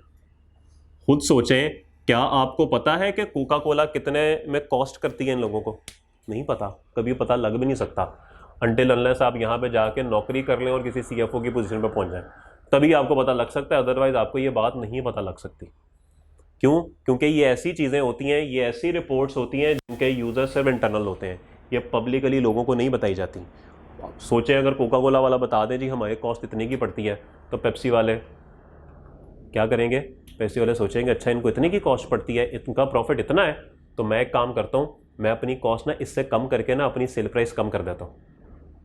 मेरी सेल प्राइस कम हो जाएगी, प्रॉफिट तो मेरा फिर भी उतना रहेगा, लेकिन लोग कोका कोला छोड़ के पेप्सी की तरफ आ जाएंगे क्योंकि ये सस्ती है। तो इस वजह से जो कॉस्ट है वो कभी भी नहीं बताई जाती। और भी बेशुमार रिपोर्ट्स हैं, प्लानिंग कभी कोई किसी को बताता है? कोई भी नहीं बताता। कभी आपके वालिद साहब ने आपको ये बात बताई है कि उनके बैंक में कितने करोड़ रुपए पड़े हुए? यस सर, गलत बताई होगी। अच्छा, आपने कभी किसी को बाहर बताई है दोस्त को? तो इंटरनली हुई ना, आप भी इंटरनल घर के ही हैं। तो बहुत कम लोग हैं जो बता देते हैं, लेकिन मोस्टली लोग नहीं बताते हैं। तो इट मीन्स कि ये एक इंटरनल रिपोर्ट है, ठीक है। बिजली का बिल चलने की एक्सटर्नल रिपोर्ट है, वो तो सबको ही पता होता है, लेकिन ये चीज़ ऐसी है जो कि इंटरनल है, जो कि बाहर नहीं डिस्क्लोज हो सकती। बात समझ आ गई? तो ये है जी दूसरा फ़र्क दोनों में कि फाइनेंशियल स्टेटमेंट जो फाइनेंशियल अकाउंटिंग के तहत बनती है उसके यूज़र्स होते हैं एक्सटर्नल और इसके यूज़र्स होते हैं इंटरनल। यहाँ तक किसी का कोई सवाल? Any question? ओके, तीसरी चीज़ पब्लिकेशन। पब्लिकेशन से मुराद ये है कि क्या ये रिपोर्ट्स, फाइनेंशियल स्टेटमेंट्स या यहाँ पे जो रिपोर्ट्स बन रही हैं, क्या इनको प्रिंट किया जाता है, दुनिया को बताया जाता है? बताइए। फाइनेंशियल स्टेटमेंट्स को बिल्कुल पब्लिश किया जाता है भाई। अगर आप कॉर्पोरेट लॉ जब पढ़ेंगे तो कॉर्पोरेट लॉ में ये बात भी लिखी हुई है कि आपने ये फाइनेंशियल स्टेटमेंट्स जो बनाई हैं, इन फाइनेंशियल स्टेटमेंट्स को आपने अपने शेयर होल्डर्स को प्रिंट करके पहुँचानी है, फिर अपनी वेबसाइट पर भी लगानी है। तो ये तमाम चीज़ें आपको वहाँ पर नज़र आएंगी। तो इसका मतलब है कि इन चीज़ों का पब्लिश होना बहुत ज़रूरी है, ठीक है। ये पब्लिश होती हैं, लेकिन ये वाली reports cost and management accounting वाली ये कभी भी पब्लिश नहीं होती, ठीक है। ये पब्लिश नहीं होती क्योंकि ये वैसे ही आपका इंटरनल डॉक्यूमेंट है, आपका सीक्रेट डॉक्यूमेंट है, ये कभी भी पब्लिश नहीं होती। ठीक होगी बात? यहाँ तक कोई सवाल? Okay. Fourth difference, legal requirement. क्या कोई लीगल रिक्वायरमेंट है इन फाइनेंशियल स्टेटमेंट्स को बनाने की? कैसे लीगल है? कहाँ लिखा हुआ जी? कहाँ लिखा हुआ है कि ये बनानी है? हाँ, तो कोई बात नहीं, आईएएस है तो आईएएस में कहीं लिखा हुआ है कि ये आपने पब्लिश करनी है। लीगल रिक्वायरमेंट है। लीगल क्या होता है? लीगल होता है आपके मुल्क का कानूनी रिक्वायरमेंट है। किधर लिखा है पाकिस्तान में कि आपने ये बनानी है और लोगों को बताना है कि जी मेरा इतना प्रॉफिट आ गया, मेरी इतनी सेल्स है, मेरी इतनी कॉस्ट ऑफ सेल्स है? जी लिखा किधर हुआ है मेरे भाई? कंपनीज एक्ट में पढ़ा हुआ है। कंपनीज एक्ट आपने कहां पढ़ लिया? नाम सुना है, I2B। अच्छा, I2B में कंपनीज एक्ट किधर है? अच्छा, नाम तो सुना होगा। अकाउंटिंग में भी था। अकाउंटिंग में किधर था कंपनी में? अच्छा, ओके, रट्टे लगाए मैं समझा। ठीक है, समझ आ गई जी। बिल्कुल, लीगल रिक्वायरमेंट का मतलब ये है कि आप जिस मुल्क में हैं उस मुल्क के तहत आपका ये फाइनेंशियल स्टेटमेंट्स बनाना ज़रूरी है, बिल्कुल ज़रूरी है। ज़रा इंट्रो टू अकाउंटिंग में जाएं। 3 तरह के लोग होते थे, एक सोल प्रोप्राइटर होता था, एक पार्टनरशिप और एक कंपनी। ये तमाम बातें ना कंपनी के पर्सपेक्टिव से आपके साथ कर रहा हूँ। इंडिविजुअल और एओपी के लिए फाइनेंशियल स्टेटमेंट्स बनाने की पाकिस्तान में कोई लीगल रिक्वायरमेंट नहीं है एज पर कंपनीज एक्ट। टैक्स के पॉइंट ऑफ व्यू से है, कंपनीज एक्ट के पॉइंट ऑफ व्यू से नहीं है। हम बात करेंगे कंपनीज एक्ट के पॉइंट ऑफ व्यू से। लेकिन जब बात होगी ना कंपनी की, तो कंपनी के ऊपर लाजिम है कि वो फाइनेंशियल स्टेटमेंट्स बनाए और पब्लिश करे और फिर ऑडिट भी कराए। ये जो आप लोग आर्टिकल्स करेंगे ना फॉर्म में जाके, और आर्टिकल्स के बाद आप ऑडिट करेंगे, वो आप कंपनीज का करेंगे, वो आप सोल प्रोप्राइटर और पार्टनरशिप का नहीं करेंगे, वो कंपनीज का करेंगे। और क्यों करेंगे? क्योंकि कंपनीज के ऊपर लीगल रिक्वायरमेंट है। आज अगर कंपनीज की पैसे लीगल रिक्वायरमेंट खत्म हो जाएगी ना, तो कंपनीज कहेंगी ओके अल्लाह हाफिज़, और फिर फर्म्स भी आपको कहेंगी ओके अल्लाह हाफिज़, और फिर आप हमें कहेंगे ओके अल्लाह हाफिज़। ठीक है, तो ये एक ऐसी चेन है जो फिर यूँ चलेगी। बात समझ आती है? तो लीगल रिक्वायरमेंट कंपनीज एक्ट की है कि आपने कंपनीज का ऑडिट करना है, और ऑडिट आप जाके करते हैं फाइनेंशियल स्टेटमेंट्स का। और फाइनेंशियल स्टेटमेंट्स का जब ऑडिट करते हैं तो क्या चेक करते हैं? क्या होता है ऑडिट में? क्या करते हैं चेक ऑडिट में? क्या वैसे क्या होता है ऑडिट? फ्रॉड वगैरह तो नहीं है, नहीं करते ये चेक। हम सिर्फ ये चेक करते हैं कि जो हमने IAS 2 पढ़ा हुआ है, IAS 7 पढ़ा हुआ है, IAS 10 पढ़ा हुआ है, क्या वो तमाम बातें पूरी हो रही हैं? क्या इन्वेंट्री पे IAS 2 वाले असूल लगे हुए हैं? क्या FIFO वेटेड एवरेज है? क्या इन्वेंट्री लोअर ऑफ कॉस्ट और NRV पे लगी हुई है? बस इस दौरान कोई फ्रॉड नजर आ जाए तो आ जाए, वरना ये कोई साइंस नहीं है कि जी आप फ्रॉड देख रहे हो इसका। ये ऑडिट का कतन मकसद नहीं है। मान ले मेरी बात, आप जब ऑडिट की पहली क्लास पढ़ेंगे ना, पढ़ेंगे आप ISA 200, पहला स्टैंडर्ड है वहां का ISA 200, उसमें लिखा होगा objective of an audit of financial statements is to express an opinion whether financial statements present true and fair view of their affairs. बस, and true and fair view का मतलब यहां पे ये नहीं है कि फ्रॉड तो नहीं हुआ हुआ, नो, उसका मतलब ये है कि तमाम बातें एज पर अकाउंटिंग स्टैंडर्ड्स हैं। बस, तो ये काम आप लोगों ने जाके जो है ना वो करना है ऑडिट में, और वो काम तभी होगा जब आपको स्टैंडर्ड्स आते होंगे। अगर स्टैंडर्ड्स नहीं आते होंगे तो फिर आपने क्या ऑडिट करना है वो आपको भी बेहतर पता। ठीक है, तो ऑडिट करने वाले ही ऐसे हैं तो ऑडिट क्या होना है फिर दोबारा। तो ये लीगल रिक्वायरमेंट है एज पर कंपनीज एक्ट। आप कंपनीज एक्ट आपको कहता है कि भाई ऑडिट करो इन फाइनेंशियल स्टेटमेंट्स का, ऑडिट करने के बाद इनको पब्लिश कर दो। बात समझ आती है? तो इसका मतलब है कि they do have some legal requirement.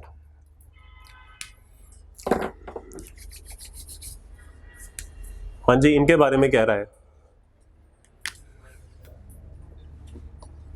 No legal requirement, कोई ऑडिट की लीगल रिक्वायरमेंट नहीं है। ठीक है जी,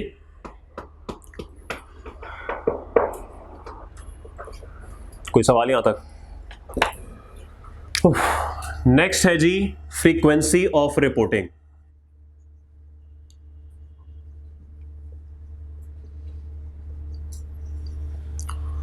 फाइनेंशियल स्टेटमेंट्स कब कब बननी चाहिए? अगर मैं बात करूं एक लिस्टेड कंपनी की जो स्टॉक एक्सचेंज पे लिस्टेड है, तो इनके लिए क्वार्टरली भी बनती हैं, सेमी एनुअली भी बनती हैं, एंड एनुअल तो बनती ही बनती हैं। ये लिखा हुआ है लॉ के अंदर। ऑडिट होना ना होना एक अलग बात है, वो एक अलग बात है, उस पर हम बात नहीं कर रहे, वो आप ऑडिट में पढ़ लेंगे जाके। Quarterly, semi annually and annually तो लाजमी बननी है। अगर आप ये काम नहीं करेंगे ना तो इसका मतलब है आपने कानून तोड़ा है, फिर आपके खिलाफ कार्रवाई होगी। ओके, इनके बारे में क्या राय है? ये जब बॉस कहे, नौकरी करेंगे ना, बॉस जब बॉस कहे, इसके साथ लिख लें जब बॉस कहे,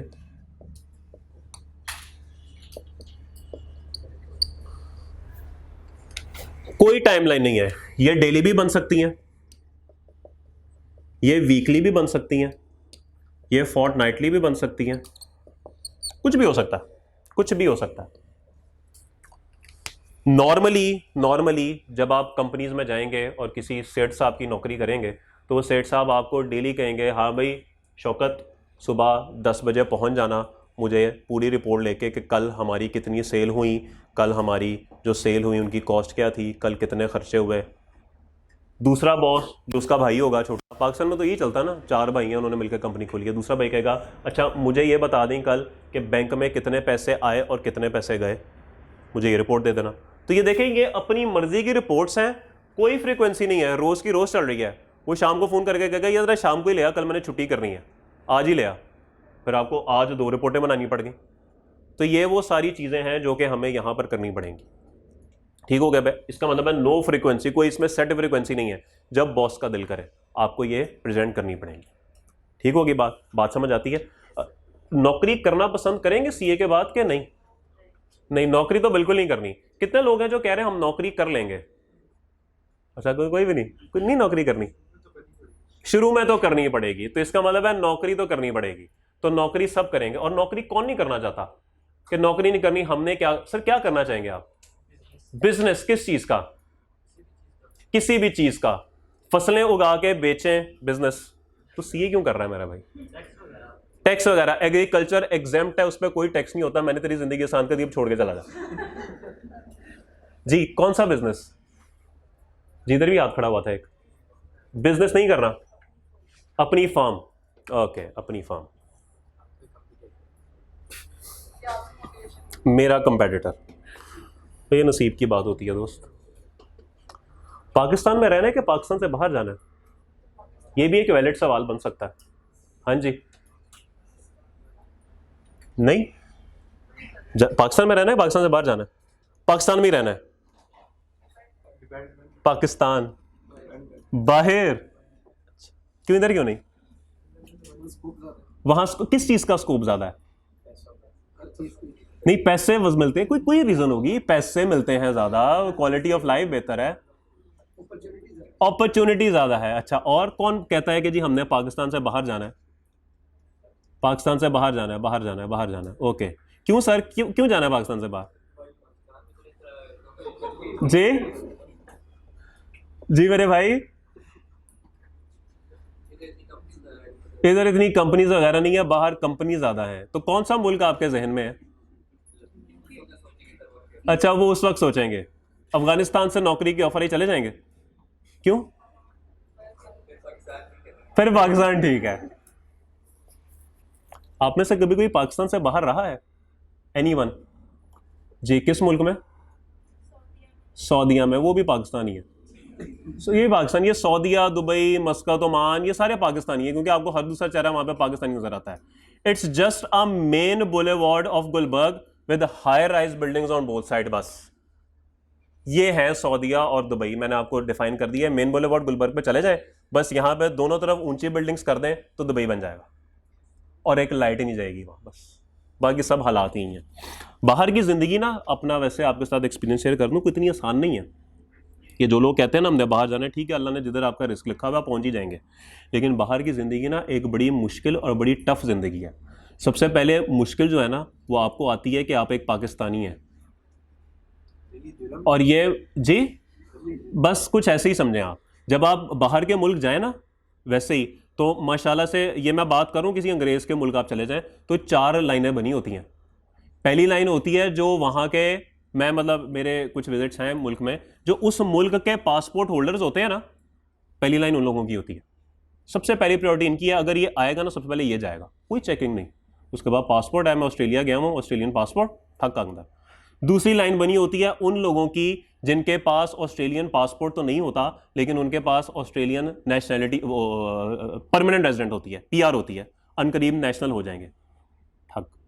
तीसरी लाइन होती है उन लोगों की जो कि किसी दूसरे मुल्क के होते हैं, लेकिन उनके पास पासपोर्ट होता है USA का, जापान का, न्यूजीलैंड का, UK का। फिर आती है चौथी लाइन। उस चौथी लाइन में इतने बड़े बड़े टैची होते हैं, बच्चे रो रहे होते हैं, बुरा हाल हुआ होता है। और वो लाइन किन लोगों की होती है? उनकी चेकिंग भी हो रही है, उस लाइन में वो कुत्ते ला के वो भी सूंघ रहे हैं कि जी इनके पास कोई ऐसी चीज़ तो नहीं है। बड़ा कुछ होता है, मेरे साथ हुआ है, सीधी बात है, मेरे साथ हुआ है। मैं जब पहली दफ़ा गया तो पहली दफ़ा उन्होंने मुझे लाइन से बाहर निकाल दिया, और मेरी गलती क्या थी, मेरे हाथ में पासपोर्ट था।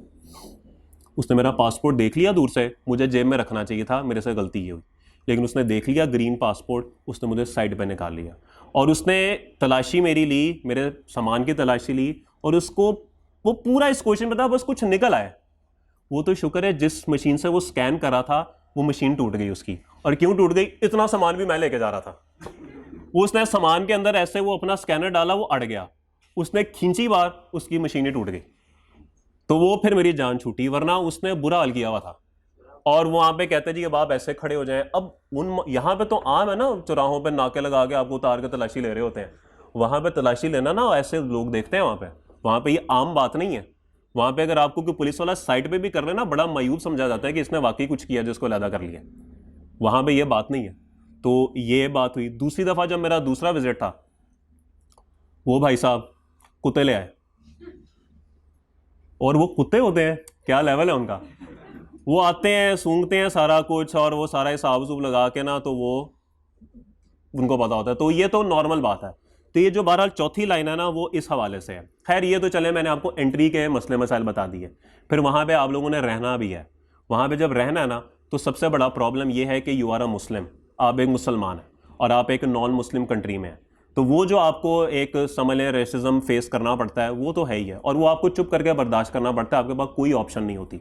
आपके पास कोई ऑप्शन नहीं होती, क्योंकि वहाँ पे ये जितने भी टीनेजर्स हैं ना वो ये हरकतें लोग करते हैं वहाँ पे, ठीक है, ये हरकतें होती हैं और पुलिस भी उन टीनेजर्स को नहीं पकड़ सकती, वहाँ पे कानून ही ऐसा है, तो ये आपको चीज़ें बर्दाश्त करनी पड़ती हैं। नेक्स्ट, आप जिस जगह जॉब कर रहे हैं वहाँ पे बहुत ज़्यादा ये कोशिश की जाती है कि आप लोगों को ऊपर आने ना दिया जाए। हम तो बड़ा कोशिश कहते हैं ना, वो यार अंग्रेज़ बाहर से मंगा के हमने CEO लगाया, वो इस चीज़ को जो है ना वो गलत समझते हैं। वो कहते हैं ये बाहर का बंदा है ना, ये नीचे ही रहेगा, ऊपर हमारा बंदा रहेगा, कभी भी आपको ऊपर नहीं आने देंगे वो। फिर कुछ लोग ऐसे भी होते हैं जो आपको दौरान जॉब नमाज नहीं पढ़ने देंगे, तंग करेंगे आपको। तो ये वो चीज़ें हैं जो आप अभी नहीं समझ पा रहे, आपको पता ही नहीं है। और सबसे बड़ी बात, आप लोगों ने डिफरेंस देखा ही नहीं है कि वहां का और यहां का डिफरेंस क्या है। आप यकीन करें आप जन्नत में रह रहे हैं, यकीन करें आप जन्नत में रह रहे हैं, ये पक्की बात है। ये आपको नहीं यकीन, आप लोग क्वालिफाई करें, खुद जाके देखें। और मेरा मशवरा है किसी अंग्रेज मुल्क जाइएगा, ये दुबई शुबई को छोड़ें, ये तो ऐसी फारग है, ऐसे मुल्क में जाइएगा जहां पे आपको लगता है यार ये इकोनॉमीज हैं, ये US से ये इकोनॉमीज हैं, और वहां पे कोई मीना भी रह के दिखा दें मुझे, आप लोग खुद 15 दिन बाद आवाज़ार होना शुरू हो जाएंगे कि यार ये क्या फजूल है। अजीब बात है, महंगाई वहाँ पे भी कमाल की है, ऐसी बात नहीं है। ऐसा नहीं है कि वहाँ पे आप बैठेंगे घर आपके डॉलर आने शुरू हो जाएंगे, नो। अभी कल मैं पढ़ा था UK के अंदर ज़कात की एप्लीकेशंस में इजाफा हो गया है, ऑलमोस्ट हर महीने 2000 न्यू ख़ानदान जो हैं वो ज़कात के लिए अप्लाई कर रहे हैं। क्यों? बहुत ज़्यादा महंगाई हो गई है, अफोर्डेबिलिटी ख़त्म हो रही है, ये आप न्यूज़ भी पढ़ा करें। तो ये पूरी दुनिया में है। तो अगर आप इस वजह से जा रहे हैं जी महंगाई बड़ी है, अपॉर्चुनिटीज़ बहुत ज़्यादा हैं, सर वहाँ पे भी यही हाल है, वहाँ पे भी सेम हालात हैं। उससे बेहतर है कि वहाँ पे जो ख्वार होना है यहीं पे ख्वार हो लें, ठीक है। यहाँ पे बहुत बहुत बेहतरीन, स्टिल बहुत बेहतरीन अभी भी है लाइफ। खैर एनीवे, ये तो पर्सनल एक्सपीरियंस आपके साथ चलता ही रहेगा। तो नेक्स्ट चलें जी, नेचर ऑफ इंफॉर्मेशन।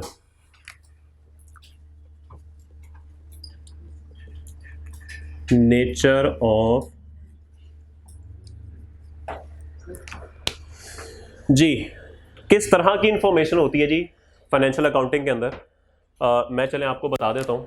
इसके अंदर फाइनेंशियल इंफॉर्मेशन ही दी जाती है, यानी कि इन रुपीस नंबर्स होते हैं ना इसके अंदर, सेल इतनी हो गई, कॉस्ट ऑफ सेल इतनी होगी, इस तरह की ज़्यादा बातें जो है वो इसके अंदर होती हैं। लेकिन जब आप इसकी बात करेंगे तो इसमें फाइनेंशियल एंड नॉन फाइनेंशियल दोनों बातें हो रही होती हैं। मिसाल के तौर पे फाइनेंशियल क्या हो सकती है जी, इतनी चीज़ें बना लें, इतनी चीज़ें ना बनाएं, इतनी सेल कर लें, इतनी सेल ना करें, कितनी चीज़ें बनाएंगे कि आपका लॉस प्रॉफिट में कन्वर्ट हो जाएगा, कितनी चीज़ें बनाएंगे कि ना तो प्रॉफिट होगा ना लॉस होगा, जिसको ब्रेक इवन बोलते हैं। ये तमाम चीज़ें जो हैं वो यहाँ पर हम डिस्कस कर रहे होंगे, लेकिन ये तमाम चीज़ें फाइनेंशियल हैं। और नॉन फाइनेंशियल की बात क्या होती है जी? हाँ, सामान हमें कहाँ से मंगवा लें, कहाँ से सस्ता पड़ेगा, चीज़ें कहाँ पे स्टोर करें, अपने वेयर हाउस में कर लें कि दूसरे अपना वेयर हाउस बनवा लें या रेंट पे ले लें। ये तमाम चीज़ें हैं जो कि नॉन फाइनेंशियल मैटर्स हैं जो कि आपने यहाँ पर देखने होते हैं। तो ये दोनों चीज़ें जो हैं वो हम यहाँ पर देख रहे होते हैं, जबकि यहाँ पर सिर्फ और सिर्फ फाइनेंशियल अकाउंटिंग होती है। जब आप इंशाल्लाह advance accounting and financial reporting पढ़ेंगे CFAM में जाके, तो वहाँ पे जाके आपको ये तमाम बातें जो है वो बताई जाएंगी।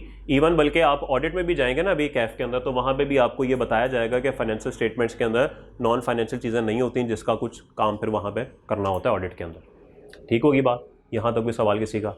यहाँ तक सब क्लियर है? अगली बात, ये बात आप पहले ही बता चुके हैं जो इन्होंने शुरू में बताई थी, टाइम पीरियड। ये सारा डाटा हिस्टोरिकल होता है, जो गुजर गया उसके बाद ये फाइनेंशियल अकाउंटिंग वाले लोग आते हैं। ठीक है, साल गुजर गया, सब कुछ खत्म हो गया, तो ये लोग आगे बताने के जी इस साल आपकी सेल्स ये हुई थी, इस साल आपकी कॉस्ट ऑफ सेल ये थी, इस साल आपके खर्चे ये थे, इस साल आपका प्रॉफिट ये था, इस साल आपका कैपिटल ये था, एसेट्स ये थे, लायबिलिटीज ये थी। और आपका बॉस कहेगा ये तो मुझे पहले से ही पता, तुम क्या कर रहे हो यहाँ पे? ऑब्वियसली जिसका कारोबार है उसको पता है कि मेरी सेल कितनी हुई है, मेरे खर्चे कितने हैं, मैंने किससे कितना लेना है, किससे कितना वसूल करना है, किसको कितना पे करना है, उसको पहले से ही पता। तो ये लोग ना ज़रा शर्मिंदा फिर रहे होते हैं कंपनीज के अंदर, क्योंकि उनको पता होता है कि हम वो काम कर रहे हैं जो सबको पहले से ही पता। ओके, ये लोग फ्यूचर की बात करते हैं, हिस्टोरिकल भी देखते हैं, लेकिन फ्यूचर की भी बात करते हैं। ठीक है, सर इतनी चीज़ें बना लेंगे ना तो इतना प्रॉफिट हो जाएगा। ये बात सेठ को अच्छी लगेगी ना। सर आप एक काम क्यों नहीं करते, आप ना ये चीज़ें ना खुद बनाना छोड़ दें, आप ये चीज़ें ना बाहर से ख़रीदा करें। इससे क्या होगा? सर आप खुद बनाते हैं 100 रुपये की पड़ती है, बाहर से आपको 70 की पड़ जाएगी, हर चीज़ पे 30 रुपये का फ़ायदा, ऊपर से हमें लेबर रखी हुई है, हमें ख्वार होते रहते हैं, बाहर से ख़रीदें। हाँ ये तूने अच्छी बात की है। सर आपको पता है इस साल आपकी 100 रुपये की सेल हुई है? पता है मुझे। किसको बता रहे हैं? सर आपको पता है आपने उस बंदे से 200 रुपये लेने हैं? हाँ तो पता है मुझे। तू क्या करने आया यहाँ पर? सर आपको पता है आपके बिज़नेस के अंदर कैपिटल जो है ना वो 2 करोड़ लगा हुआ है? तो मुझे पता है, वो तो तेरे नौकरी पे आने से पहले का मुझे पता। यही होती है ना अकाउंटिंग। तो वो कहता है मुझे पहले से पता। तो जो चीज़ उसको पहले से पता है आप उसे वही बता रहे हैं। एक लतीफ़ा भी बना हुआ है इस पर, सुना हुआ है? वो बकरियों वाला नहीं सुना हुआ? तो एक बंदा होता है वो ना अपनी बकरियां लेके ना तो फिर रहा होता है, तो एक गाड़ी उसके पास आके रुकती है, एक सूटेड बूटेड बंदा ना अंदर से निकलता है, तो वो उससे पूछता है उस बंदे से, यार अगर मैं तुम्हें बता दूं कि तुम्हारे पास कितनी बकरियां तो तुम मुझे 2 बकरियां दोगे? कहता है मैं बिल्कुल दूंगा तुम्हें। तो कहता है अच्छा। वापस जाता है गाड़ी में, लैपटॉप लेके आता है, लैपटॉप खोलता है, ऐसे हिसाब किताब लगाता है और कहता है तुम्हारे पास ना 50 बकरियाँ। यार तू तो छा गया यार, ज़बरदस्त, ये ले 2 बकरियाँ। वो जाने लगता है, कहता है अगर मैं तुझे बता दूं कि तुम कौन हो तो मेरी 2 बकरियां वापस करोगे? कहेगा हाँ कर दूंगा। तुम ना अकाउंटेंट हो। तुम्हें कैसे पता लगा? मैं बता देता हूं। पहली बात ये कि तुम बगैर कहे मेरे पास आए हो, मैंने तो नहीं कहा था मेरे पास आओ। दूसरी बात, तुम मुझे वो बता रहे हो जो मुझे पहले से ही पता है। और तीसरी बात, ये बकरियां नहीं कुत्ते हैं। ओके, तो ये अकाउंटेंट ऐसे ही होते हैं जी, ये अकाउंटेंट ऐसे ही होते हैं, बगैर बुलाए आ जाते हैं, वो बताते हैं जो पहले से पता है उन्हें। अच्छा FR 1 वाले सर उमैर को ना बता दीजिएगा जाके कि सर वो ऐसे कह रहे थे। ओके, तो वो बड़े अच्छे दोस्त हैं मेरे क्लास फेलो हैं वो, ठीक है सर उमैर। लगता नहीं है वो, माशाल्लाह बड़े बड़े लगते हैं, तो मैं अपनी एज का ही लगता हूँ। वो ये बात हर दफ़ा जाके बच्चे बताते हैं, फिर वो नीचे बिठा के लड़ते हैं मेरे साथ। चले, अच्छा ये लोग फ्यूचर की भी बात करते हैं, ये लोग जैसे मैंने आपको कुछ एग्जांपल्स दी, फ्यूचर की भी बात करते हैं, तो इसीलिए इन लोगों का स्कोप जो होता है ना वो ज़रा ज़्यादा बेहतर होता है उन लोगों की निस्बत, क्योंकि ये काम तो ऑलमोस्ट सारे लोग कर लेते हैं, लेकिन ये चीज़ ना थोड़ी सी टेक्निकल हो जाती है। जैसे हमने भी बात की थी कोर्स स्टडी करते हुए कि इनमें प्लानिंग और डिसीजन शामिल होते हैं, तो इसीलिए इसके अंदर फ्यूचर का एलिमेंट शामिल होता है। ठीक होगी बात? तो ये लोग फ्यूचर और हिस्टोरिकल दोनों की बात करते हैं, ये सिर्फ हिस्टोरिकल की बात करते हैं। क्या आपको ये बात समझ आ गई? किसी का कोई सवाल, एनी क्वेश्चन? जी भाई। हम कह रहे हैं ना फाइनेंशियल अकाउंटिंग में वो जो है उसको पहले का पता होता है जी। तो उसे क्या पता है करंट जो सिचुएशन है, अब उसके उसने लगाए थे 2 करोड़, अब उसकी क्या वैल्यू है? देखें आपका जब अपना बिजनेस होगा ना, जब आप इंशाल्लाह अपना बिजनेस बना लेंगे, चलें अभी की बात करें, आप हॉस्टल में रहते हैं घर में रहते हैं? घर में रहते हैं। पॉकेट मनी वगैरह मिलती है कि नहीं? आपको पता है आपके पास कितने पैसे पड़े हैं? आइडिया है ना, सब पता है ना। अब एक बंदा आके आपको कहे सर आपके पास इतने पैसे पड़े हुए, क्या तासुरात होंगे? अब वो आपको आगे बताया सर आपने उससे इतने पैसे लेने हैं, सर आपने उसको इतने पेबल करने हैं, सर आपके पास घर में ना इतने मोबाइल पड़े हुए हैं, इतने एसेट्स हैं आपके। ये बात आपको पहले से ही पता है। मतलब आपके पास जो मोबाइल है उसकी इतनी कीमत रह गई है, ये भी आपको पता होगा, ये भी आपको पता होगा। तो मोरलेस ना ये सारी बातें ना उसको पता होती हैं। ठीक है आपको स्टैंडर्ड्स नहीं आते होंगे, वो लोअर ऑफ कॉस्ट NRV वाला कॉन्सेप्ट नहीं होगा, लेकिन ये बात जो है ना नहीं समझ आती। मैं एक और आपके साथ अपना एक पर्सनल तजर्बा शेयर करता हूँ। When I was in job, जब मैं जॉब में था, तो वो एक सेठ साहब थे वहाँ पर, उन सेठ साहब को मैंने 3 घंटे लगा के एक बड़ी ज़बरदस्ती प्रेजेंटेशन बना के दी। वो कहते हैं यार 3 घंटे बाद वो कहते हैं यार छोड़ यार मुझे बता बस पैसा कितना आएगा यार, कैश कितना आएगा, वो मुझे ये ना बता ये NRV ये हो जाएगी तो फेयर वैल्यू ये हो जाएगी, ये मत बता मुझे बस ये बता कि पैसा कब आएगा। तो इसीलिए इन लोगों का जो हिसाब होता है ना वो यही होता है कि बस मोटा मोटा इनको सारा कुछ पता होता है, और यकीन करें वही बात जो है ना प्रैक्टिकली वही बात दुरुस्त होती है। पता नहीं क्या फजूलियात हम पढ़ते रहते हैं। ठीक है, नहीं पढ़ना तो है आपने, जब पढ़ेंगे नहीं तो पता कैसे लगेगा फजूल है कि नहीं है, तो पढ़ना तो है। तो बहरहाल खैर ये तमाम चीज़ें जो हैं ये ऑलरेडी पता होती हैं, बट अगेन आपको आज कोई कहे कि मैं आपको अगर बता दूं इस अगले सेशन में क्या होगा, आपका रिजल्ट क्या आएगा, आपके लिए ये बात ज़रा ज़्यादा अच्छी होगी। लेकिन ये हिस्टोरिकल तुम्हारे इतने पेपर पास हो गए मैं मुझे पहले से ही पता, तो इसलिए ये चीज़ थोड़ी सी ज़रा ज़्यादा एज रखती है। नेक्स्ट रखिए जी,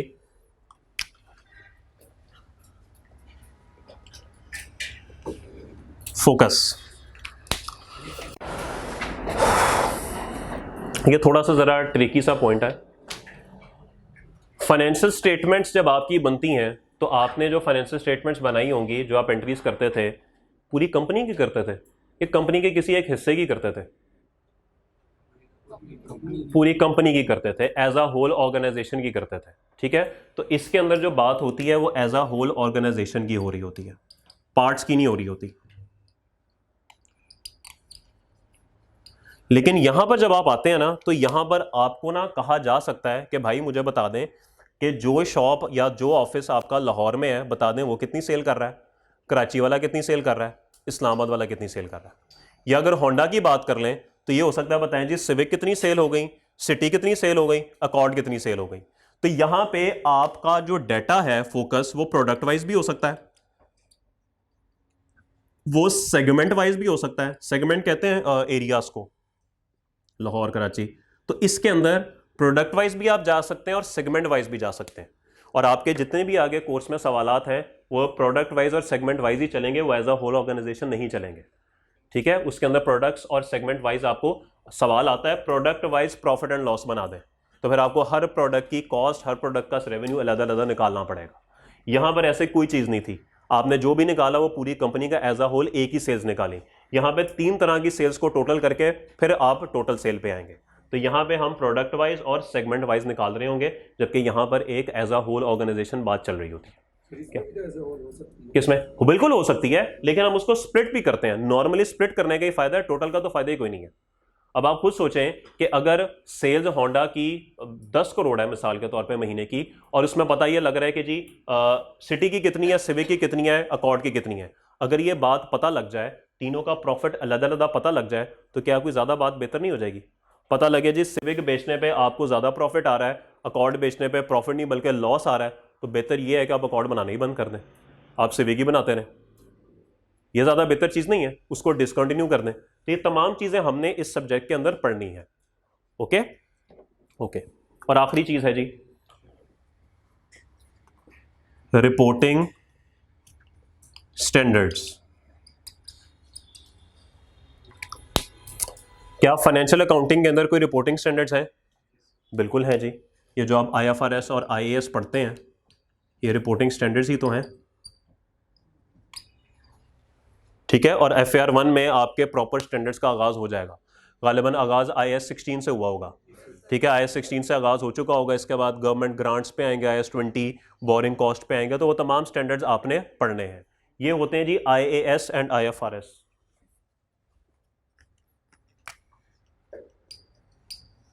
IFRS यहां पर भाई कोई स्टैंडर्ड नहीं है, और यही सबसे बड़ा मसला है यहां पे, कि चूंकि यहां पे कोई स्टैंडर्ड नहीं है तो आप लोगों को बड़ी मुश्किल होती है सवाल को सॉल्व करने में। वहां पे तो रट्टा लगा लिया जी कि स्ट्रेट लाइन डिप्रिसिएशन का ये फॉर्मूला, रिड्यूसिंग बैलेंस का ये फॉर्मूला, ये कर देंगे तो ये हो जाएगा, रिवैल्यूएशन सरप्लस हो जाएंगे तो इसको उठा के यहाँ पे लिख देना है, उसको उठा के यहाँ पे लिख देना है, उसको उठा के यहाँ पे लिख देना है। एक पैट रट्टा लगा के हम पेपर में चले जाते हैं और हमारी FAR 1 पास हो जाती है। यहाँ पे कोशिश की जाएगी ऐसा करने की, लेकिन मसला ये है कि पेपर में सिनेरियो बदल देगा वो, तो फिर सोचना पड़ेगा कि अब क्या करना है। तो ये जो सोचने वाला मसला है ना, ये फ़र्क है इन दोनों में। यहाँ पे सोचना नहीं पड़ता, स्टैंडर्ड ने कह दिया lower of cost and NRV, तो बस ठीक है, NRV का भी एक फार्मूला है, कॉस्ट का भी एक फार्मूला है। यहाँ पे ऐसा कुछ नहीं है भाई, यहाँ पे जो करना है खुद करना है और खुद ही फैसला लेना, और डिसीजन मेकिंग में फिर हमें थोड़ा मसला होता है। ठीक होगी बात? ये 9 फ़र्क हैं जी इन दोनों के दरमियान, फाइनेंशियल अकाउंटिंग और कॉस्ट अकाउंटिंग के दरमियान, जो कि इन दोनों में तफरीक करते हैं। किसी का कोई सवाल अगर इसमें हो तो? Any question? ठीक है जी, बाकी मुलाकात आपसे कल होगी। कल से इंशाल्लाह हम अपनी कॉस्ट का आगाज़ करेंगे। अल्लाह हाफ़िज़।